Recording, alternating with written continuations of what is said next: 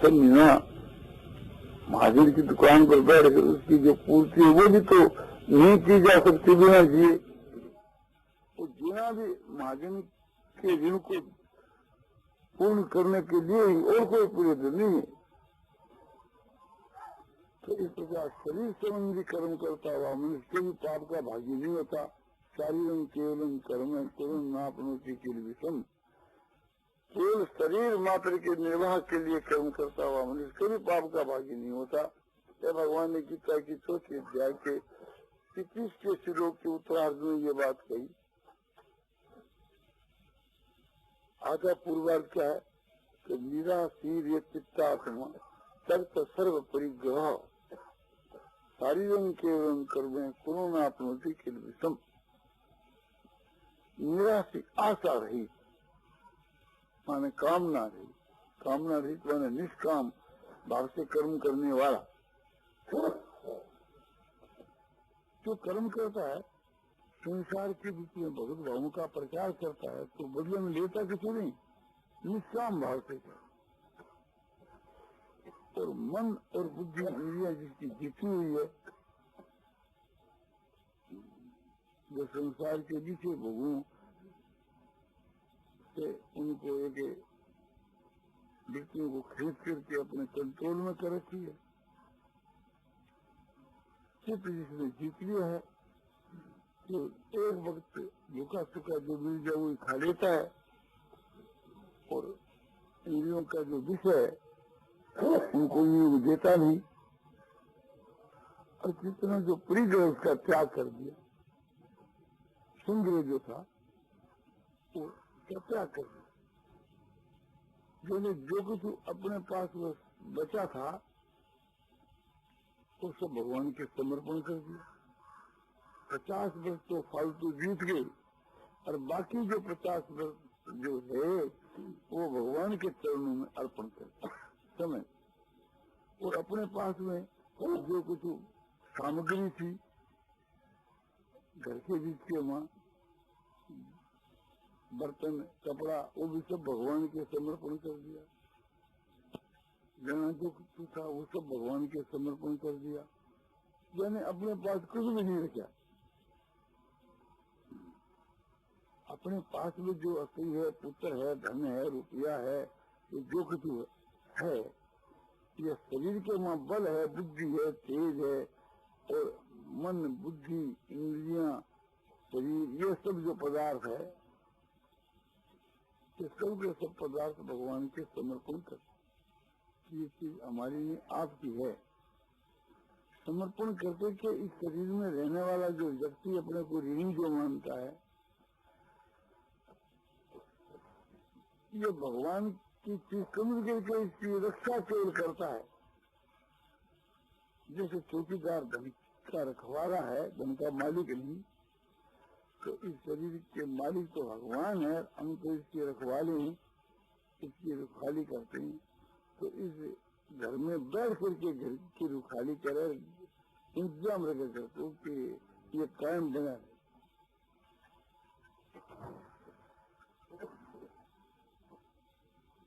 इस संसार के माँ हम लोग इस प्रकार अपना समय बिताने,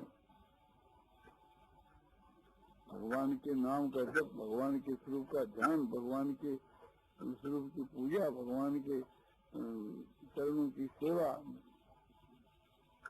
और भगवान के बातों का कानून से श्रवण, और भगवान को नमस्कार करना, और प्रभु को स्वामी और अपने को सेवक समझना। प्रभु अपने को सखा समझते हैं, मित्र समझते हैं, इसलिए सखा भाव भी हम तो उसके लायक नहीं है, किंतु भगवान ने अपना सखा समझ करके अपने साझे में दुकान करा दी, जिसमें समझो कि अपना हिंसा रख दिया, तो अपना साझेदार बना लिया। भगवान ने बना लिया, हमारे पास तो कोई पूंजी थी नहीं, तो उसकी मर्जी। हमने पहले कह दिया हमारे पास धक्की लगेगा तो पैसा नहीं है, तो थोड़ी पांति रखते कि तुम हमारे मित्र हो, बड़े विश्वासी हो तो चारणा पंथ तुम्हारी बारना, तो हमारे तो चारणा ही बहुत, तुम्हें गति में अपना कोई समझ नहीं। तो इस प्रकार से मनुष्य निष्काम भाव से थोड़ा भी काम करता है ना, उससे उसका कल्याण हो जाता है। तो हम लोगों को अपना सर्वस्व भगवान के समर्पण कर देना चाहिए। अपने में जो बल है तो वो अपने बल तेज तो भगवान के अर्पण करना क्या है कि अपने में जो शक्ति भर एक प्रकार से भगवान की प्राप्ति के लिए भगवान की आज्ञा के अनुसार प्रयत्न करना, ये बल का प्रयोग करना। और अपने जो समय है वो तो सब भगवान के समर्पण कर ही दिया, तो करना ही क्या है, समय भगवान के काम में लगा देना और अपने में जो बुद्धि है वो भगवान के समर्पण कर देना। भगवान के गुण और प्रभाव को समझ करके सुन करके हम अपने मुग्ध हो रहे हैं, ये बुद्धि का काम है। तो वहां पर देखो हमारे प्रभु कितने दयालु हैं, हमारे सिर के ऊपर ऋण हो गया उसके लिए भी भगवान मदद करके उस ऋण की पूर्ति कर लेते। हमारे पास तो कोई पूंजी नहीं कि रोजगार करके अपने ऋण से मुक्त हो जाए, भगवान ही अपना मदद करते हैं, भगवान ही अपना फार्म देते हैं कि तुम मेरे फार्म से ही काम कर।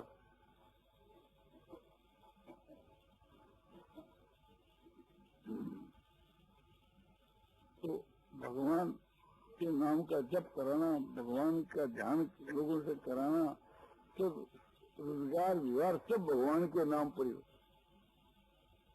तो भगवान ने अपना फार्म सौंप दिया उसको। दूसरा एक जो बेईमान आदमी है उसने आज कहा कि देखो इसको तो आपने अपना फार्म सौंप दिया और मुझको भी सौंप दो तो मैं भी आपके ऋण से मुक्त हो जाऊं। बोले तुम बेईमान आदमी है, तुम्हारे को हम फार्म नहीं सौंप सकते। वो कहता है कि आप तो नहीं सौंपते किंतु मैं आपका फार्म डाल दूंगा। तो उसने क्या किया कि अपने फार्म के ऊपर भगवान का नाम डाल दिया और कहने लगा कि भगवान की दुकान है। माँ लेकर बैठ गया, राम राम राम राम राम राम करता रहा। बोला कि फार्म करना, बोले फार्म तो यह दुकान से तो हरि नारायण की दुकान है, हरि नारायण उसकी दुकान। बोले आप क्या करते? बोले हम तो सुन लो कि भगवान के गुआस हैं और भगवान पर हम तो निर्भर है, ये दुकान भगवान की बड़ा विश्वास का काम है। अपने को भगवान का भक्त सिद्ध कर करके वहाँ तो अब लोगों को धोखा देना शुरू किया। लोग वहाँ रुपया जमा करा दे रहे हैं, तो लोग कहते भगवान की माला फेरता है, भजन करता है, बड़ा भला आदमी है। तो लोग विश्वास करके जाकर क्या जमा कराते हैं और किसी के साथ में सुविधा की व्यवहार करता है तो लोगों को धोखा देता है।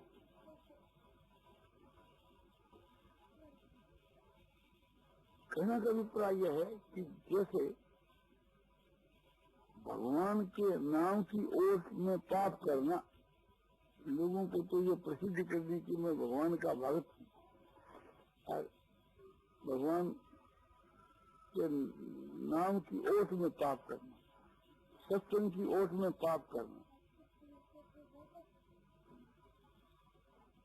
भगवान की जो कानून है धर्म का पालन, तो धर्म का पालन कुछ नहीं किंतु अपने को धर्मात्मा सिद्ध करना कि मैं धर्मात्मा हूँ। भक्ति कुछ भी नहीं किंतु अपने को भगवान का भक्त सिद्ध करना। इस प्रकार संसार के बीच में जो भगवान के नाम की ओट में और सत्संग की ओट में सत्संग कहला करके, भगवान का भक्त कहला करके, धर्मात्मा कहला करके लोगों को धोखा देना, दम पाखंड करना, ये घोर नरक का रास्ता है। तो भगवान ने फिर उसको घोर नरक में डाला। तो जो ऐसे बेईमान जो हैं, धोखाबाज, उनको भगवान जड़ देते हैं, और जो वास्तव के बीच के माँ सच्चे भगवान के भक्त हैं, उनका उद्धार कर देते हैं। तो हम लोगों को सच्चे भक्त की माफक अपना जीवन बिताना चाहिए, तो थोड़े समय में अपना कल्याण हो सकता है। तो भगवान कहते हैं कि मैं अभिक्रमणा सोचती प्रत्यवायु न विद्यते और स्वरूप मपस्य धर्म से त्राह तो में तो भयात।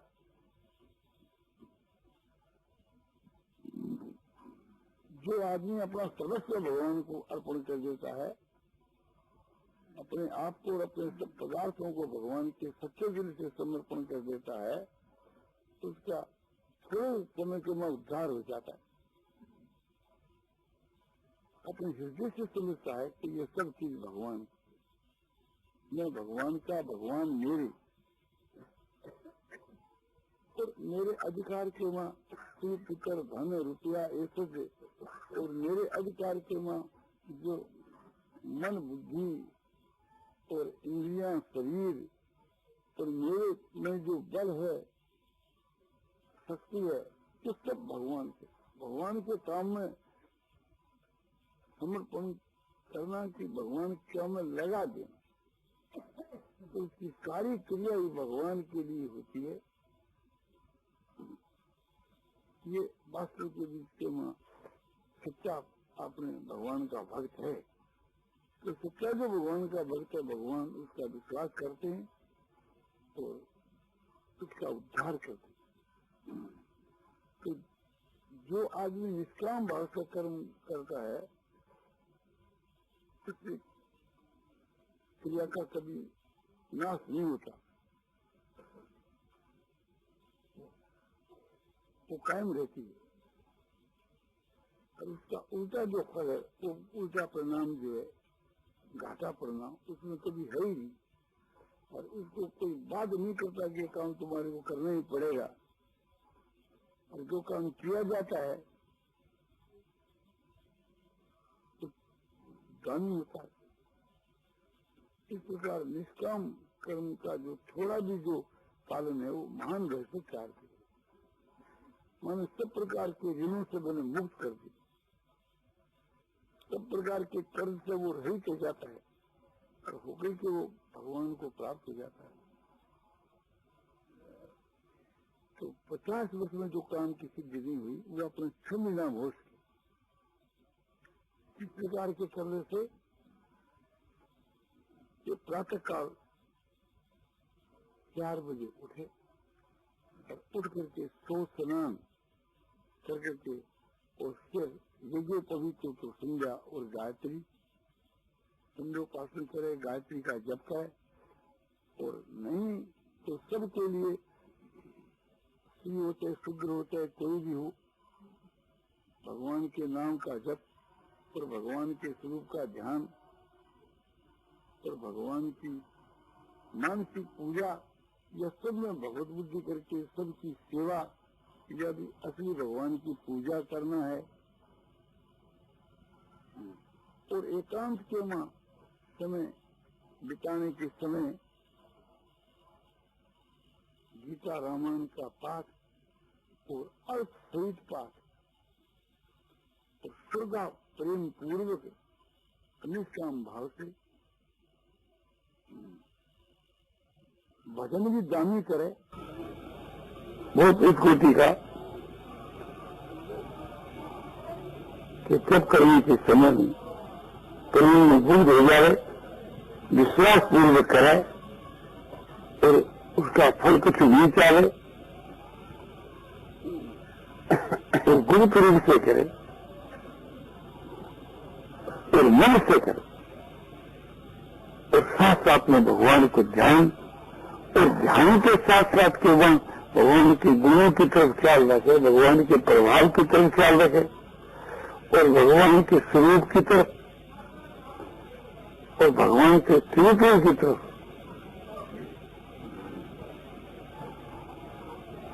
और भगवान क्या वस्तु है इसे बुद्धि लगावे। अब भगवान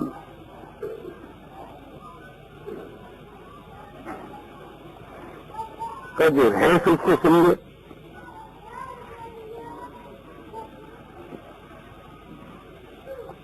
और भगवान की स्तुति तो इस प्रकार से आप ही ब्रह्मा विष्णु महेश सूर्य चंद्रमा तारा मंडल आकाश पृथ्वी प्रकाश आप ही हो। आप ही परम ब्रह्म हो, परम धाम हो, परम पवित्र हो।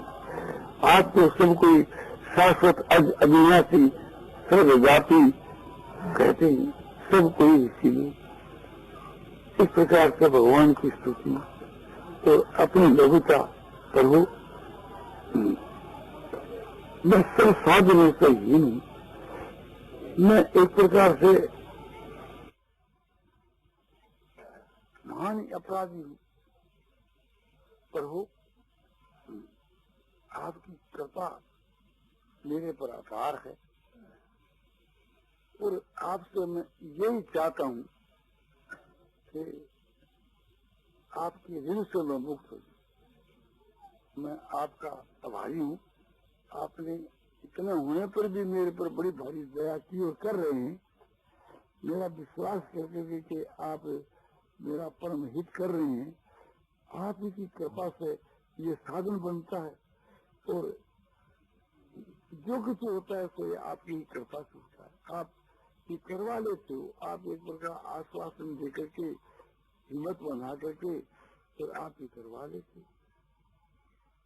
और यही मैं चाहता हूँ और कुछ नहीं कि नित्य निरंतर बस आपका भजन ध्यान बने कि जिससे मैं आपके ऋण से मुक्त हो जाऊं।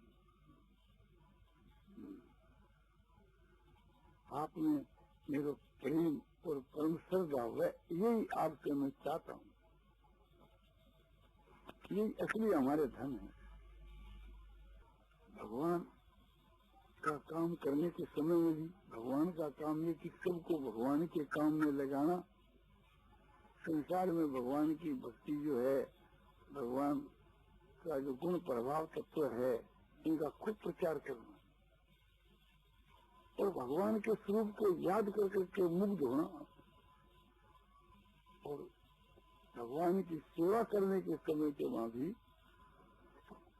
भगवान के नाम और रूप को कभी नहीं भूलना। सबकी सेवा ही भगवान की सेवा है। भगवान की आज्ञा के अनुसार सबकी निष्काम भाव से सेवा करना, अपने तन में धन से, ये भगवान का काम करते समय में 6 घंटा रात्रि के सोने के समय में भगवान को याद करते हुए, भगवान के स्वरूप को और भगवान के नाम को याद करते हुए शयन करना, भगवान की स्तुति और प्रार्थना करते हुए शयन करना।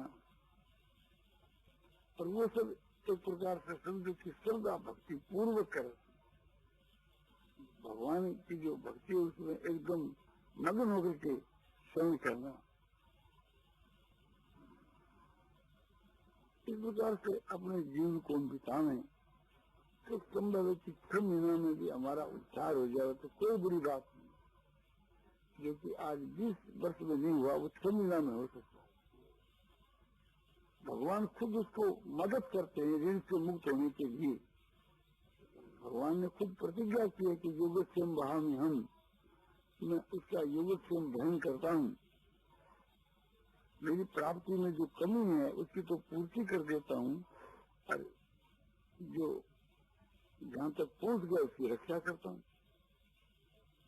जो मेरा भक्त है हर वक्त मेरा ध्यान रखता हुआ और निष्काम भाव से मेरी उपासना जो करे उसके लिए भगवान ने ये बात कही। तो निष्काम भाव से की, उसका चिंतन करते हुए उसकी उपासना करना, उसकी भक्ति करना है, यही समझो कि उसका साधन है। तो साधन को देख करके भगवान मुग्ध हो जाते हैं।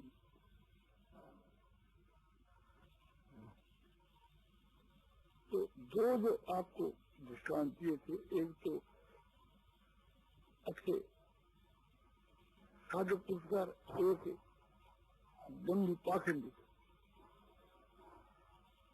प्रातःकाल भी ये दो बात कही थी, प्रकारांतर से थी। अब दूसरे प्रकार से यही बात बताई कि जो संसार के में दम्भ और पाखंड करते हैं, भगवान के नाम की ओट में या सत्संग की ओट में सत्संग चढ़ाते हैं, लोगों को ठगते हैं और एक प्रकार से उस सत्संग से मुक्ति भी चाहते हैं और धन भी चाहते हैं। नाम का जप करके के लोगों को ठगते भी हैं, पाखंड करते हैं, धोखा देते हैं और मुक्ति भी चाहते हैं।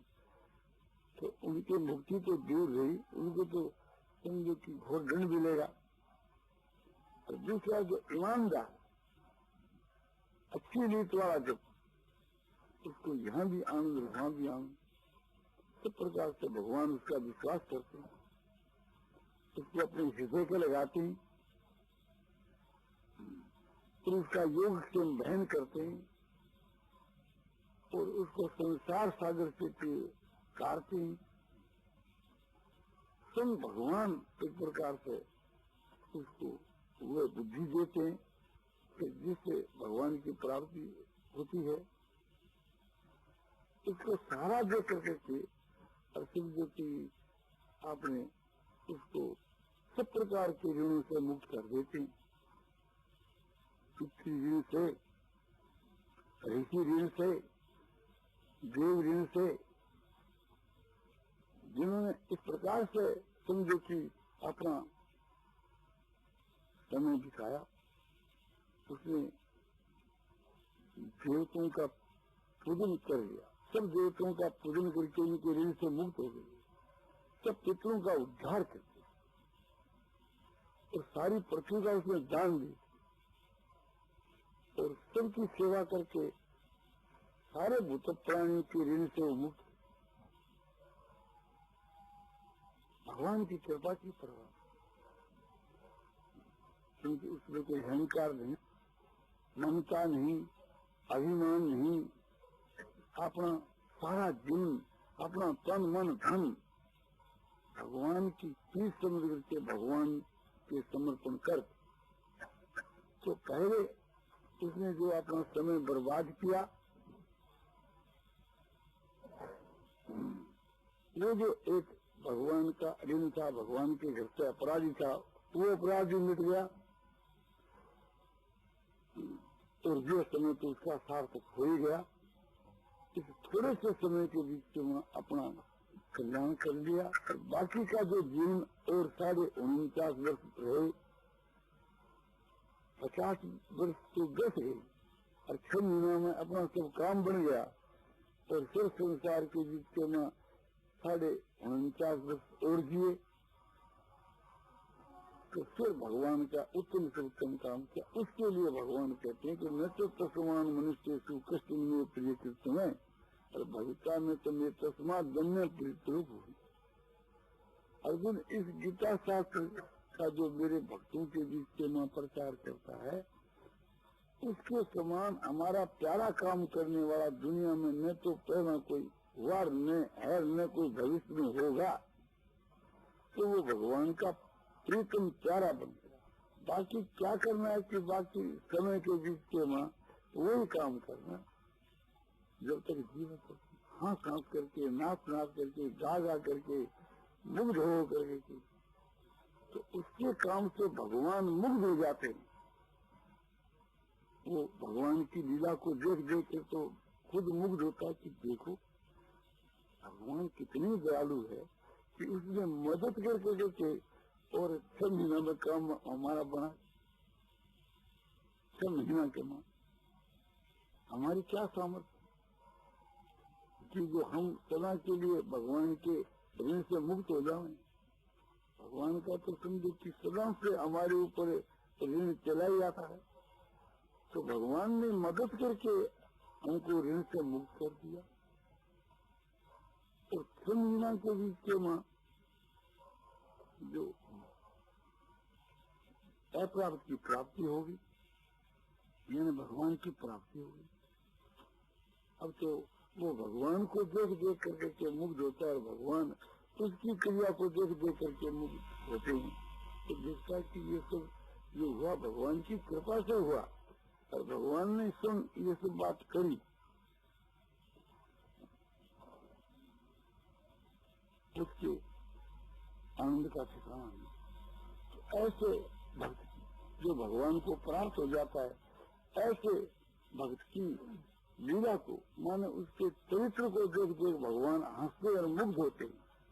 और उस भक्त की सारी चेष्टा, सारी क्रिया भगवान को मुग्ध करने के लिए होती है। एक दूसरे को मुग्ध करते रहते हैं और भगवान की सारी लीला भक्त को मुग्ध करने के लिए होती है। भक्त को हर वक्त ये दिखता है कि जो कुछ हो रहा है तो भगवान की लीला हो रही है। तो भगवान सबके हृदय के विराजमान हो रहे हैं। तो भगवान इनका प्रत्यक्ष से दर्शन कर रहे हो,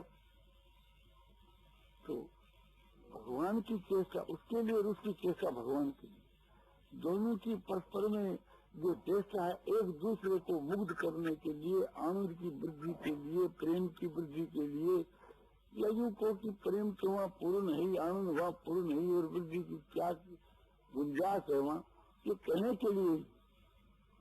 वहाँ तो दोनों तरफ कोई कमी है ही नहीं, न कोई भगवान के कमी न उसके कमी। सूरजगां के बीच के वहाँ वो भगवान का भक्त एक प्रकार से शिव का प्रचार करता रहता है जब तक जीता रहता है। इस प्रकार का जो संघ है, ऐसे पुरुषों का जो संघ है, और उसमें हम लोग भी शामिल हो जाए तो कितने आनंद की बात है। इस प्रकार के संघ की ये महिमा है। सात स्वर्ग अपवर्ग सुख धैर्य तुला एक अंग,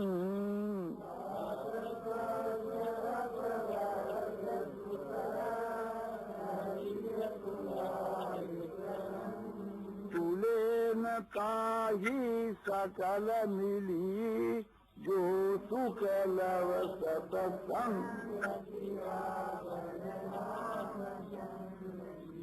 ये सात एक तरफ में स्वर्ग और अपवर्ग माने मोक्ष, ये राजू के एक पलड़े में, और दूसरे पलड़े के वहाँ एक क्षण का ऐसा सत्संग। तो एक क्षण के सत्संग के आनंद के समान वे दोनों मिलकर के भी सुने। सुख तो कोई चीज ही नहीं है, और मुक्ति एक प्रकार से वो दूसरों को देता है, तो उसकी तो दृढ़ रूप से हो तो जीता हुआ मुक्त हो तो जीवन मुक्त है ही। तो इस प्रकार से भी जो अपने समय को बिताता है उसका जीवन तो एक प्रकार से अलौकिक है, और उसके साथ में रहने वाले भी उस संघ के मां रहकर, उस ग्रुप में रहकर के जो भी हर वक्त आनंद के मां मुग्ध होते रहते हैं, वो यही चाहते हैं कि हमारे को कोई चीज की आवश्यकता नहीं, बस भगवान की चर्चा होती है और इस संघ के बीच में रहकर अपना जीवन बीतता है। बस हमने तो कोई